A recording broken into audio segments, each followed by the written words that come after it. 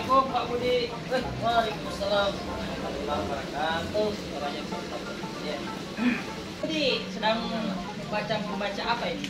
Sudah mempersiapkan sebentar pembelajaran di kelas 12 Pak. Jadi ini RPP-nya saya lihat ini karena akan saya baca dulu sebelum masuk mengajar. Saya harus baca dulu apa modelnya, apa materinya, dan apa materinya. Karena harus dikontekstualkan dengan kondisi siswa di kelas Pak. Kalau saya lihat dari jauh tadi Pak Budi agak serius memperhatikan pembelajarannya. Ada sesuatu yang mungkin direncanakan atau ada sesuatu yang sedikit persoalan yang akan dihadapi sebentar ketika akan mengajar seperti apa? Nah, ini persoalannya karena setiap kelas itu kan beda cara tangkapnya Pak. Jadi kita harus melihat RPP kita yang penting harus mengkondisikan dengan kelas yang akan kita ajarkan itu. Karena di RPP kita itu kan RPP yang kita buat sesuatu yang pikiran kita. Nah, itu harus direvisi sesuai dengan keadaan siswa di kelas. Kemarin kita buat itu bahwa modelnya inquiry, tapi ternyata tidak begitu. Jadi kita harus sesuaikan dengan kondisi kelasnya. Nah, karena itu kita harus melihat, membaca ini RPP-nya ini sudah sesuai atau tidak. Kalau tidak sesuai baru kita revisi sedikit, edit. Oh, Iya. Itu berarti ada sesuatu hal yang sedang dipersiapkan. Ada, dan itu pasti Pak. Itu pasti dalam istilah kita, tulis apa yang kau lakukan dan lakukan apa yang sudah kau tulis. Itu dalam konsep kita di sebagai guru. Oh, iya. Ya, baik Pak Budi dari Silakan minum. ya, betul kita minum dulu bersama ya. Iya, dari bincang-bincang kita kemarin kan saya melihatnya seperti itu. Yang Pak Budi sampaikan adalah ternyata di setiap kelas itu ada perbedaan kondisi siswa. Ada. Nah, dari sisi media yang Pak Budi ingin terapkan. Ya.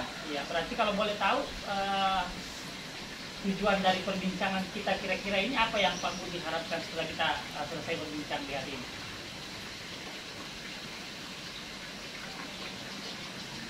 Ya, salah satu tujuannya ya paling tidak hari ini yang kita mau tampilkan ini adalah sebuah kondisi siswa yang harus menyelesaikan dengan metode dan model kita yang akan kita ajarkan. Ini metode dan Ya, metode dan model yang akan kita berikan ke siswa sesuai dengan kondisi siswa tersebut. Jadi mungkin di kelas A modelnya adalah learning, discovery learning, tapi mungkin di kelas B tidak begitu. Kita menggunakan model pembelajaran expository atau mungkin metode-metode lain atau mungkin saja metode pembelajaran langsung karena kondisinya tidak sama dengan kondisi ABC. Nah, sebentar ini kemungkinan karena ini kelas 12 IPA 6 yang akan saya masuki ini boleh ya hanya lebih keras. Oh, iya. Saya bisa dengar Pak. Ini yang sebentar ini yang akan saya masuk ini 12 IPA 6 Pak. 12 di mana? Nah, menurut observasi saya ini selama kurang lebih 1 semester ini mengajar, ada perbedaan yang signifikan antara A, B, C, D. Yang saya akan hadapi sebentar ini ya harus itu dari kita gurunya. Ya, sumbernya salah satu sumber pelajaran anak itu kan salah satunya guru. Selain itu pula media, itu dan lain sebagainya.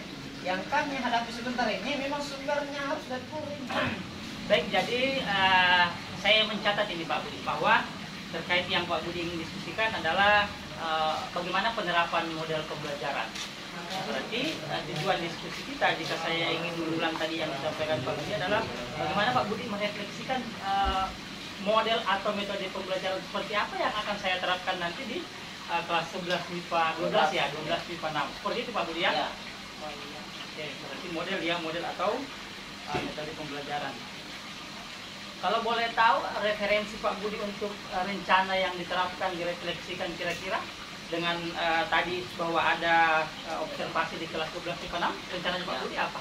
Jadi mungkin sebentar itu model yang akan saya terapkan itu adalah model pembelajaran langsung saja karena itu tadi saya bilang tadi bahwa ada perbedaan ABC, itu ada perbedaan daya tangkapnya beda ya, sehingga mungkin khusus untuk di MIPA 6 ini mungkin pembelajaran langsung, model pembelajaran langsung dengan metode boleh CC, boleh expository. CC atau Ya, CC atau expository.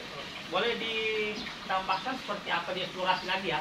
Iya. Seperti apa itu CC dan expository? Jadi CC ini apa itu cerdas cermat. Oh, Ya. cerdas cermat. Jadi dia dalam matematika itu kita dalam dibuat dalam seperti itu.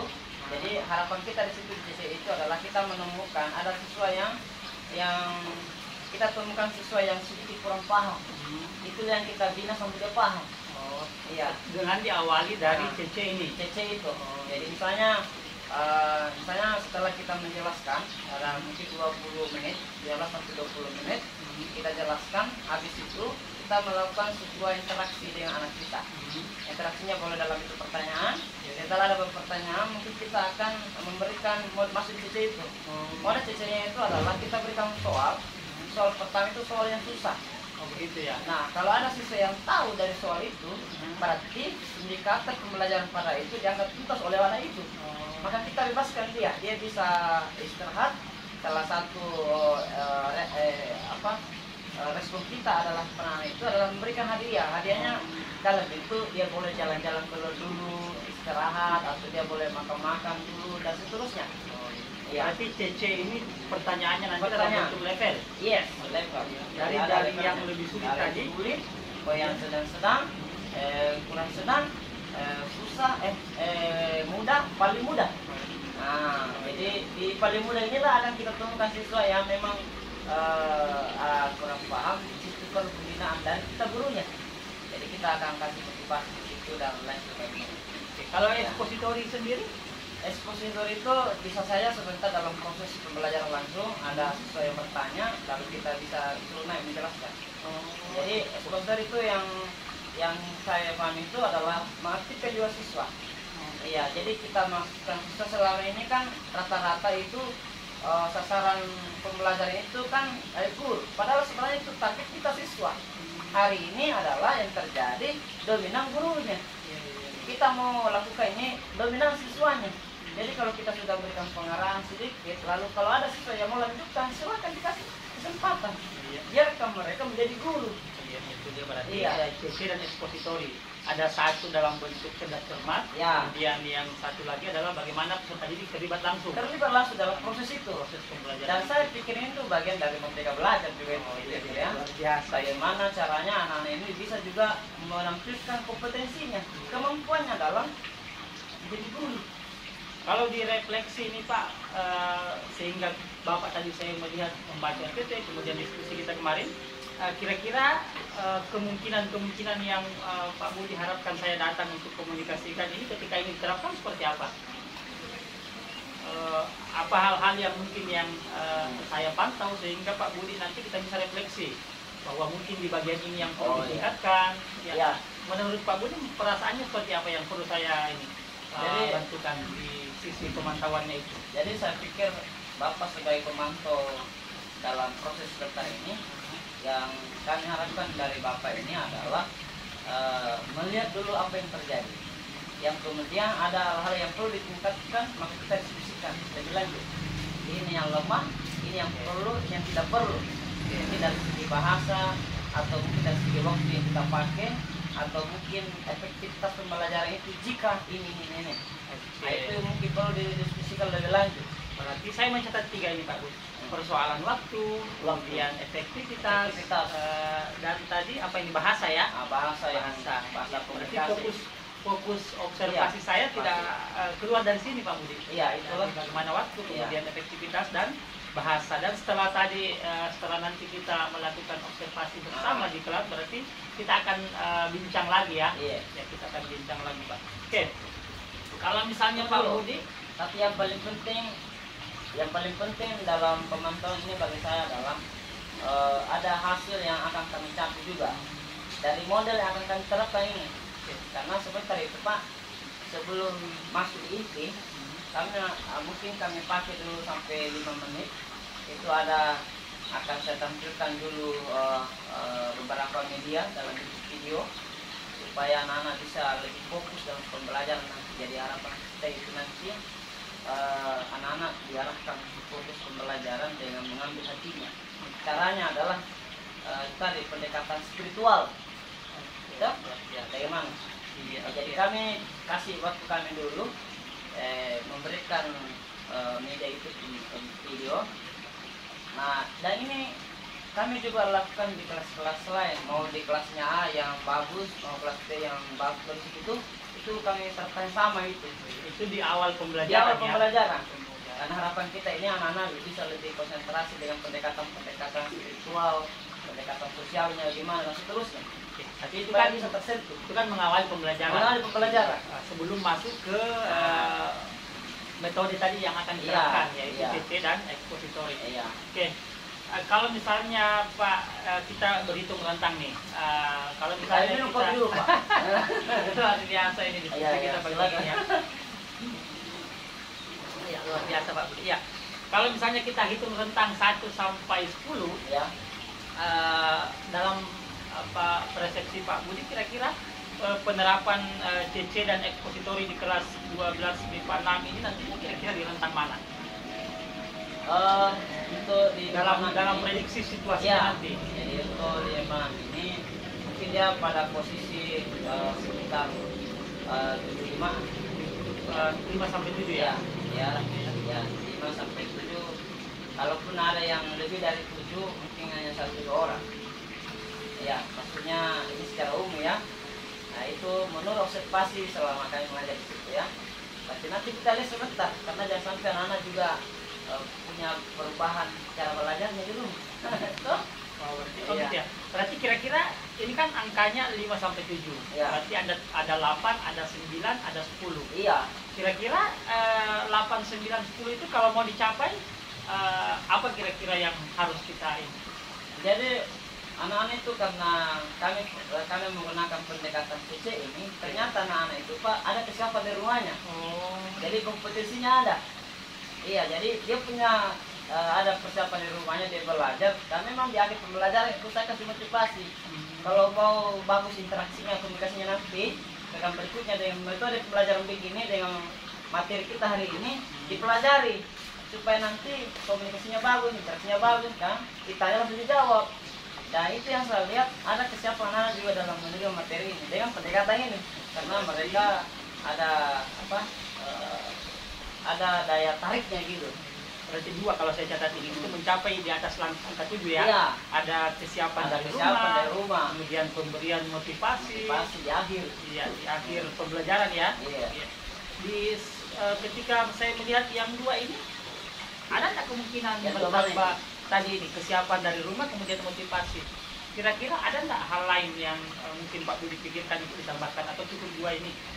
Saya kira itu dulu Iya. karena ini zaman barang itu Pak keren banget ya ini tuh anak-anak cenderung sekarang kasih kisi-kisi Pak. Oke. Menjelang pas ya. Iya. Oke, berarti kesiapan dari rumah dan motivasi dari Iya, itu yang kami lakukan di sebelum efektif pembelajaran kemarin itu yang kami lakukan. Iya. Kalau minggu ini Pak sudah minggu pas ya pertengahan semester. Iya. Oke, baik Pak Budi. Kita sudah berada di ujung-ujung perbincangan sebelum Tadi observasi kopinya ya. masih banyak Pak. Nanti dilanjutkan lagi sebentar pasca kita observasi. Baik. Iya. Kira-kira dari perbincangan kita Pak Budi, mulai dari penentuan tujuan, kemudian apa yang Pak Budi ingin rencanakan di kelas, kemudian prediksi keberhasilan dengan angka 5 sampai 7 tadi, dan perbincangan kita ini apa kira-kira Pak Budi yang dapatkan, yang ditemukan di perbincangan kita yang singkat ini? Tentu ada hal positif ya. Hal positif bagi saya adalah mau meningkatkan kompetensi dari segi kognitif, pengetahuan basic keilmuan. Yang kedua tentu kita juga bisa terinspirasi dengan gaya-gaya ini ya. Gaya berpublikasi ya. Dan hal positif lainnya adalah kami harus terus meningkatkan model dan metode yang kontekstual yang sesuai dengan keinginan anak-anak kita. Karena sesungguhnya tujuan pembelajaran kita adalah anak-anak bisa mengerti apa yang kita jelaskan. Anak-anak bisa mengerti, paham pada indikator pembelajaran pada saat itu. Itu tujuan pembelajaran kita sebenarnya. Jadi metode boleh banyak, model boleh banyak. Yang penting anak-anak bisa mengerti. Itu yang harapan-harapan politik. Ya. Oke, terakhir Pak Bu. Kalau misalnya langsung berkaitan dengan apa tadi ini PC dan expository, dari perbincangan kita ini apa yang menambah kekuatan atau keyakinan Pak Budi untuk menerapkan dua model tadi? Saya percaya diri dengan model pendekatan expository ini. Saya juga mau meneliti betulkah ini expository ini kontekstual dengan anak-anak kita saat ini. Yang kedua, dengan pendekatan kan selain expository banyak Pak, inquiry juga ke psikologi, expository, tonji, model pembelajaran ceramah, itu ya ke situ semua. Semua profesor tadi ya? Semua iya, profesor tadi juga. Nah, expository ini hal baru yang kami ingin terapkan, yang selama ini saya baca-baca di buku. Jadi paling tidak Pak, ya, kemarin kita setelah diskusi, saya juga baca-baca buku itu. Model apa dan metode apa yang perlu saya terapkan ini. Sekaligus membeli itu sebenarnya. Oke, betul. Iya, saya mau tahu. Oh, ternyata expository kayak begini langkah-langkahnya. Saya akan juga coba terapkan itu. Iya, oke, luar biasa Pak Budi. Terima kasih perbincangan kita pagi ini. Sebenarnya kan posisi kita guru begitu ya, belajar, mencoba, refleksi. Iya. Dan sesudah refleksi, coba lagi kan begitu perputarannya. Iya. Oke, berarti sebentar jam pukul 8.35 kita bertemu di observasi di kelas ya. Iya. Semoga apa yang kita rangkum ini Pak Budi, kalau saya boleh mengulang, Pak Budi akan fokusnya di bagaimana menerapkan model atau metode pembelajaran dengan CC dan expository tadi. Ya, dan berharap bahwa saya fokusnya ke efektivitas, ya, bagaimana meningkatkan kemampuan peserta didik, kemudian penggunaan bahasa dan juga mungkin waktu.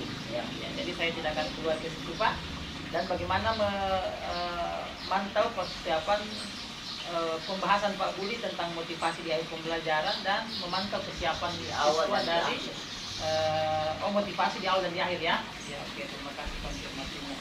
Dan setelah itu kita akan berbincang lagi refleksi dari hasil diskusi kita ini dan apa yang Bapak terapkan di kelas. Oke, minum kopi Pak. Kita belum luar biasa. Terima kasih. Insyaallah.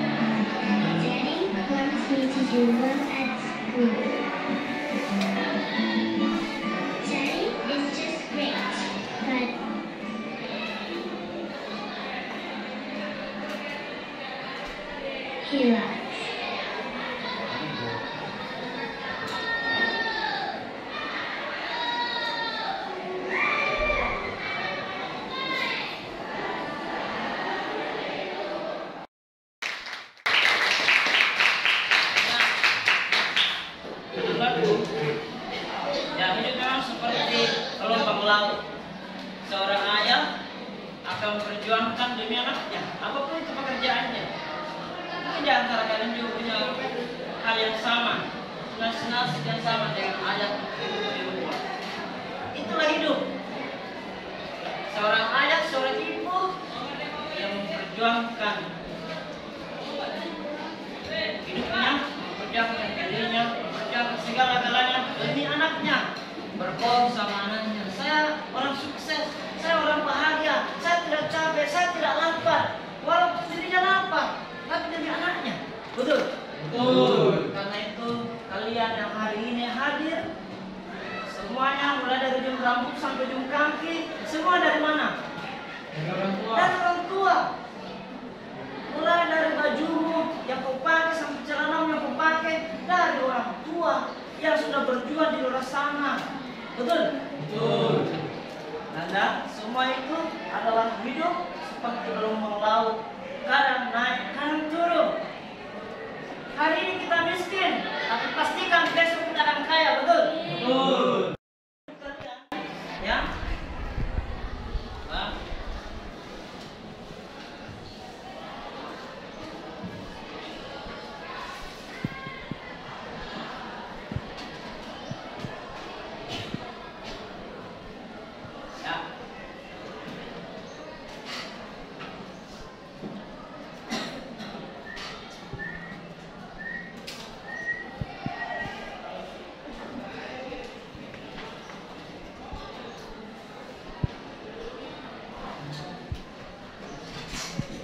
Ya. Karena itu dalam pelajaran kita sebenarnya kita menemukan nilai-nilai stasional. Jadi kita seperti ini. Ketika nanya begini, kita akan menemukan titik puncak namanya apa? Stasioner. Apa stasioner? Stasioner itu tidak naik dan tidak turun. Apa syaratnya? Syaratnya adalah F-nya sama dengan 0. Nah sekarang ini, kalau mau capai kehidupan yang baik, mau capai kehidupan yang sempurna, maka harus di dirimu berpikiranmu harus positif. F-nya selalu besar dari 0. Kalau bagus hubungan melihat sesama manusia, selalu berpikir positif, maka hidup akan seperti ini terus naik, seperti kamu menemukan nilai-nilai puncak, nilai-nilai maksimum. Untuk apa kamu hidup di dunia ini? Untuk melakukan hal-hal yang baik. Dalam agama kita mengajarkan kamu diciptakan, manusia diciptakan untuk menjadi orang yang terbaik. Betul? Manusia itu hanya untuk menjadi orang yang baik, orang yang bermanfaat untuk orang lain. Ya, jadi hidup ini kita seperti nilai stasional. Maka mesti kita harus mencapai fungsi-fungsi stasional dalam hidup kita.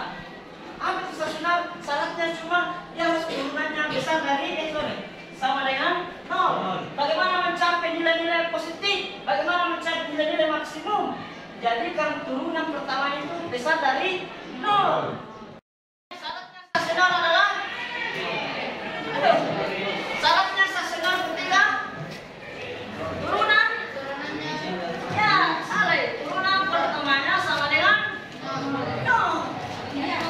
Ya, saya ulangi. Syaratnya stasional adalah turunan pertamanya sama dengan 0. Syarat-syarat stasioner inilah yang menyebabkan adanya nilai maksimum dan nilai minimum. Betul? Kamu melakukan hal-hal yang baik, hal-hal yang positif, maka kamu juga naik. Coba lihat kehidupanmu. Coba lihat kehidupanmu. Kalau kamu lahir dari posisi 0, betul? Kalian lahir dengan kondisi 0. Adalah nilai stasioner. Sekarang saya ganti nih pertanyaannya. Tentukan nilai maksimum dan minimum. Seperti tadi, dia maksimum titik puncak, balik. Dan dia minimum turun sampai ke bawah seperti gambarnya tadi. Ya, baik. Perhatikan. Syaratnya adalah 0 sampai 2 pi. Apa itu 2 pi? Berapa itu 300?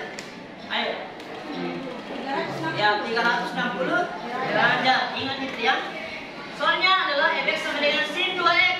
Perhatikan. Tidak apa-apa. Karena gaya belajar boleh saja. Ada gaya belajar nanti makan baru bisa pahami. Ada gaya belajar nanti menyanyi baru bisa pahami. Ada gaya belajarnya nanti begini baru bisa pahami. Jadi kalau menurut tadi begitu tidak apa-apa. Oke, jangan thank you ya. Baik. Terus bayangkan. Turunan sin 2x berapa? Turunan sin 2x. Terus stop. Turunan 2x. Ya, bagus tepuk tangan. Nah, turunannya 2x sama dengan 2. Jadi kalau mau kita tanya kenapa ada 2 di sini? Sama-sama cantik ya. Dia cuma lupa. Dia tidak tahu. Dia cuma lupa, betul? Betul?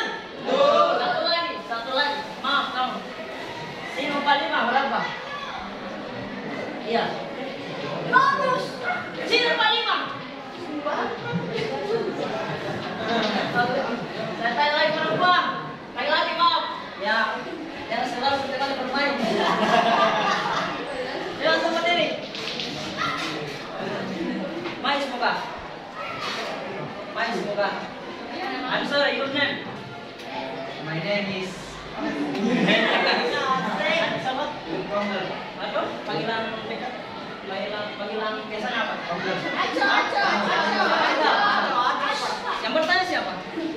Panggal, baik Panggal. I am glad you know this. Saya senang bertemu dengan kamu. Saya mau nanya udah. Lanjutin Pak. Kan di situ. Atau kayak gini. Yang kenapa bisa jadi nol? Iya, boleh. Dua plus dua x sama dengan nol. Itu kenapa tetap bisa hasilnya nol? Itu karena plus dua x ini duanya pindah ke sini. Jadi nol bagi dua, tetap hasilnya nol. Iya, masih dibagi 2. Bagus. Jadi hasilnya jadi mantap. Luar biasa. Iya, kalau mau menghormati orang lain minimal hormati diri sendiri dulu. Jadi kalau tempat-tempat ayo mantap. Itu namanya, ya. Baik. Jadi kenapa nol? Karena masing-masing selagi 2 kali 135 derajat. Sekarang 2 kali 135 berapa? 270. Iya bagus. Nah, 2 kali 2 berapa? 10. 2 kali 3 berapa? Nah, tambah 1 7. 2 kali 1 2. Baik, sekarang 270 itu dikurangi berapa? 3. Baik. 2 dikurangi 3 sin minus atau plus? Dikurangi 3 sin minus atau plus? Hah? Oh, belum. Ya kalau bukan minus pasti plus. Saya tanya 270 nih lihat nah. Ini berapa nih? 360. Di sini berapa? 10. Di sini 270. Di sini 180. Sekarang 270 itu dikurangi berapa? 3. Sekarang dikurangi 3 sin minus atau plus? Minus. Semua bilang plus atau minus? Karena dia minus, maka disebut nilai minus. Jadi kita tulisnya min 1 ya. Oke? Jadi ini menjadikan minimumnya min 1. Maksimumnya berapa? 1. Berapa derajatnya 1? 40 sama 45 derajat. Kalau dia minimnya berapa derajatnya? Derajatnya berapa tadi? Yang itu sama-sama. Berapa? 130. Itu berarti ini namanya 1 ya. 50 bagi 1 1 4 5 bagi 4 1 bagi 4 4 5 kalau 4 1 kurang 4 berapa? 3. Silakan jawab cepat. Ayo. Yang pertama serius. Iya.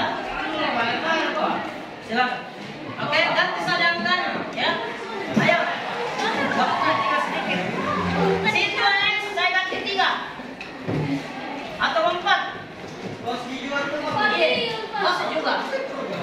Ayo.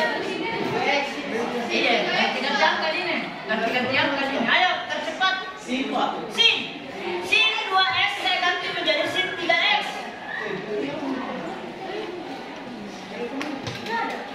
Ya. Pulpen kamu sampai. Ada, pulpen dulu. Jawab dulu nanti. Ya, jawabannya.